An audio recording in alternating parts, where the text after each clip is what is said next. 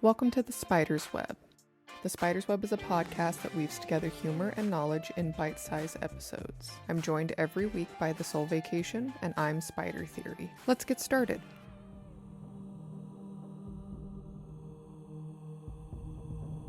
I wonder if any of the tourists know that there is a heart that was ritually burned up here, a vampire heart that was buried and ritually burned up here. And I'm like, holy shit. And people are going off in the comments about like, yeah, there's a rich vampire history in New England. And so I was like, holy moly.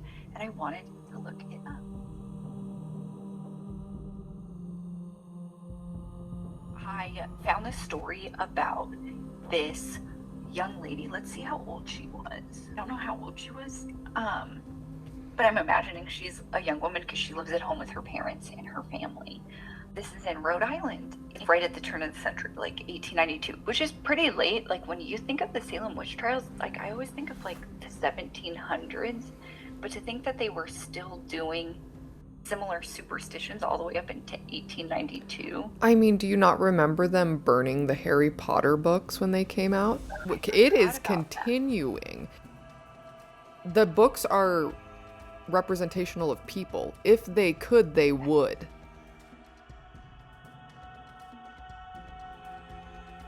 So this Mercy Brown, all of a sudden, all of the people in her family start to die, and the first was her mother. Some of her symptoms, oh, okay, this is creepier than I thought. I'm glad I read it. So there's a few deaths in her house. Her mother and her brother die, and they cough up blood. It's a really scary and mysterious death.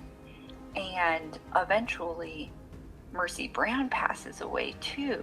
And she passes away in the winter, and so she's held in like this above ground crypt.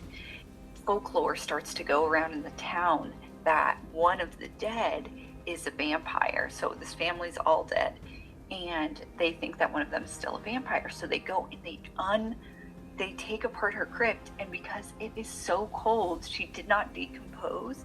They thought she was a vampire, so they take out her heart and her liver of this dead body, and they burn it. They burn it, and they said the only way to get rid of the curse on this family, because all the family members are starting to die, and they think that Mercy Brown is responsible for killing all these family members because she's a vampire.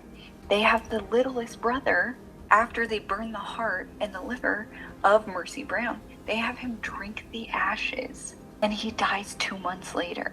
Because the whole family had tuberculosis.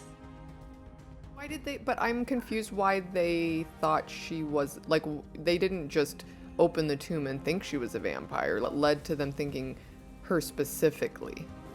Well, that's because there is propaganda going around all over New England. Like in most cases, no one wants to take responsibility for disease. We want to keep people at work. And there is a propaganda poster that says, "Believe in vampires, Rhode Island, who are sure they do exist. Instances told of where the living have been attacked and preyed upon by the representatives of an unseen world." A member of the anti-vampire party. So, oh my god, these are like the anti-vaxxers of their time. Yeah, and the thing is it was placed as satire. It was placed as a political cartoon, but people are reading it. How many people are thinking of vampires? And so now you have people who start doing rituals to these dead bodies, because also imagine we all lived through a pandemic. You remember when you were scared and you don't know what's happening? If tuberculosis and people are dropping dead around you, it's got to be a scary time. You start to grasp onto things. Oh. Which is like even the home remedy thing. It reminds me, like people doing home remedies during pandemic versus them giving this child ashes to drink. Yeah. And spreading tuberculosis. Oh my god. I doubt that tuberculosis was in the ashes. Can it do that? He probably already had it. You're right. Because he was part of the family, wasn't he? Yeah, he was. Yeah, and maybe they were trying to save him. You don't just drop dead from tuberculosis. It's so long debilitating. Yeah, as soon as you described it, I was like, oh my god, these vampires have tuberculosis.